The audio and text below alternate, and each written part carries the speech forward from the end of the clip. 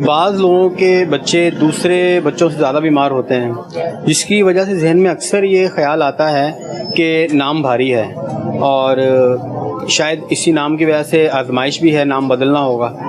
تو نام کا انسان کی زندگی میں کتنا اثر پڑتا ہے، یہ ارشاد فرمائیے۔ نام کے اثرات تو ہوتے ہیں۔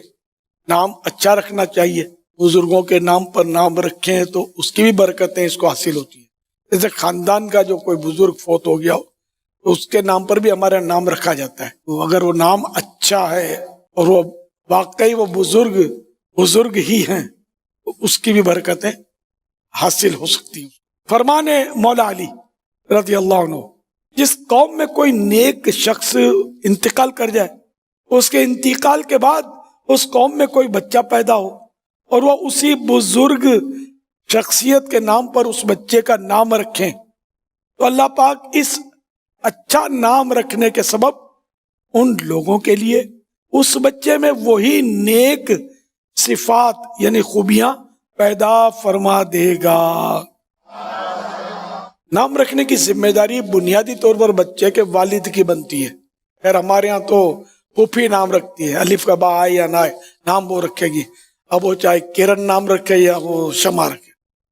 اللہ اور رسول کے نام پر، بزرگوں کے نام پر، صحابہ کے نام پر، ولیات، کافی خواتین بھی ولیات ہوئی ہیں، صحابیات ہوئی ہیں، ان کے ناموں پر نام رکھ کر یونیک نام چاہیے۔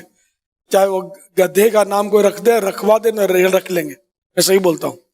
اگر کوئی بولے نا حمار نام رکھو، چاہے یونیک نام حمار، پھر کوئی جانتا ہو تو بولے گا حمار کے معنی گدھا ہے، یہ رکھ لیں گے۔ شیطان کے معنی والے نام رکھ لیتے لوگ، فلمی ایکٹروں پہ نام رکھیں گے، کرکٹروں کے نام پر، کھلاڑیوں کے نام پر لوگ نام رکھنا پسند کرتے ہیں۔ ایک کام بھی ان کے ناپسندیدہ ہوتے ہیں بیچاروں کے، اکثر نام بھی پسندیدہ ہو تو انشاءاللہ الکریم کام بھی پسندیدہ ہوں گے۔ تو یہ حدیث پاک لکھی ہے کہ سرکار مدینہ صلی اللہ علیہ وسلم نے فرمایا، اولاد کا والد پر یہ حق ہے کہ اس کا اچھا نام رکھے اور اچھا ادب سکھائے۔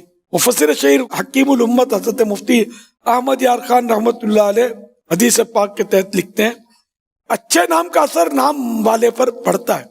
اچھا نام وہ ہے جو بے معنی نہ ہو، جیسے بدوات اور فخر و تکبر نہ پایا جائے، جیسے بادشاہ، شہنشاہ وغیرہ، اور نہ برے معنی ہو، جیسے عاصی وغیرہ، عاصی مانے نافرمان۔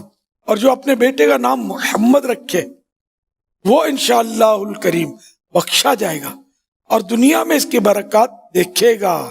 ہفتہ وار مدنی رسالہ اور کتب و رسائل امیر اہل سنت سے درس و بیان سننے کے لیے ہمارے اسلامک چینل رضا اسلامک اسپیچ کو سبسکرائب کیجیے اور نیکی کی دعوت عام کرنے کی نیت سے ویڈیو کو شیئر بھی کیجیے۔ جزاکم اللہ خیرہ۔